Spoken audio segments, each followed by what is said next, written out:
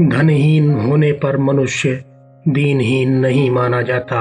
धनवान होने पर भी यदि मनुष्य विद्या रत्न से हीन है तो उसे सब वस्तुओं से हीन माना जाता है। भली प्रकार से आंखों से देखभाल कर मनुष्य को आगे कदम बढ़ाने चाहिए। कपड़े से छानकर शुद्ध जल को पीना चाहिए। शास्त्र के अनुसार ही अपने वचनों को बोलना चाहिए। अपने मन में भली प्रकार सोच विचार कर अपना कार्य करना चाहिए। यदि सुख की चाह हो तो विद्या का त्याग कर दें। यदि विद्या की चाह हो तो सुख का त्याग कर दें। सुख चाहने वाले को विद्या कैसे प्राप्त होगी और विद्यार्थी को सुख कैसे प्राप्त होगा। कवि अपनी कल्पना से क्या नहीं देख सकते, स्त्रियां क्या नहीं कर सकती, मद्यपी अर्थात मदिरा के नशे में धुत व्यक्ति क्या नहीं बकते और कौवे क्या नहीं खा सकते।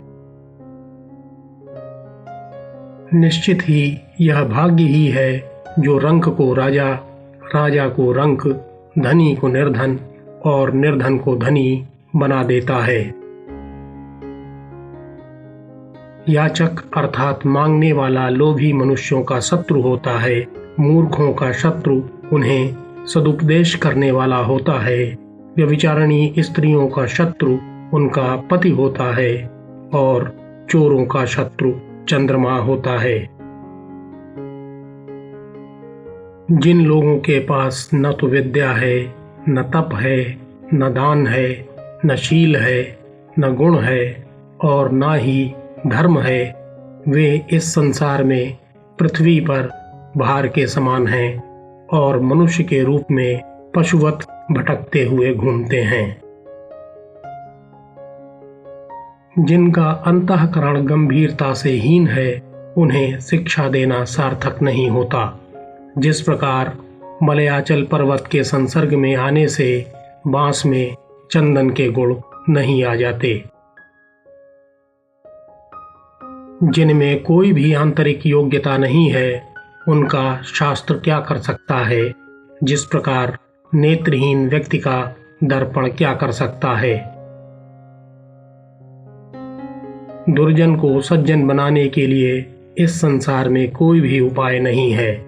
जिस प्रकार मल का त्याग करने वाली इंद्रिय 100 बार भी धोई जाए तो भी वह श्रेष्ठ इंद्रिय नहीं हो पाती। विश्वास करने योग्य लोगों से द्वेष करने पर मृत्यु होती है। शत्रु के विरोध करने पर धन क्षय होता है। राजा से द्वेष करने पर सर्वनाश होता है और ब्राह्मण से द्वेष करने पर कुल की हानि होती है।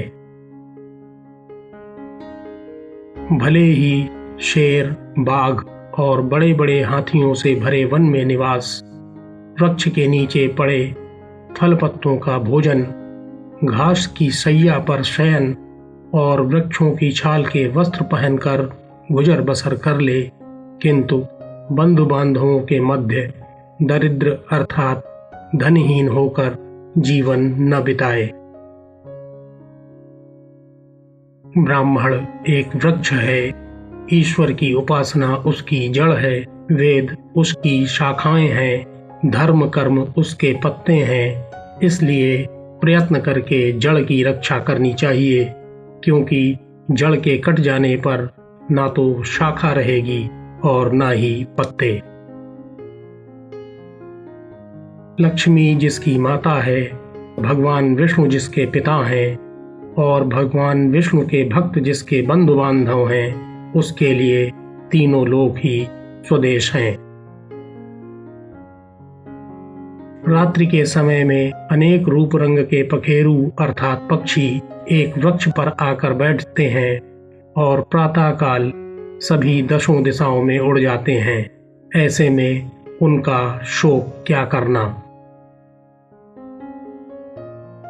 जिसके पास बुद्धि है उसी के पास बल है, निर्बुद्धि के पास कहाँ से बल होगा। वन में जाकर देखो, अपनी शक्ति के मद में चूर सिंह एक शियार के द्वारा मारा गया। जब भगवान विष्णु को इस जगत का पालनहार कहा जाता है, तब मुझे इस जीवन में किस बात की चिंता है? यदि ऐसा न होता तो गर्भस्थ शिशु के लिए माता के स्तनों में दूध कैसे बनता? यही बार बार विचार कर हे यदुपति, हे लक्ष्मीपति, मैं सदा आपके चरण कमलों की सेवा में अपना समय बिताता हूँ। यद्यपि मुझे संस्कृत भाषा का ही ज्ञान है, तथापि मैं दूसरी भाषाओं का भी लोभी हूँ। जिस प्रकार अमृत के होते हुए भी देवताओं में अप्सराओं के अधरों का पान करने की इच्छा बनी रहती है।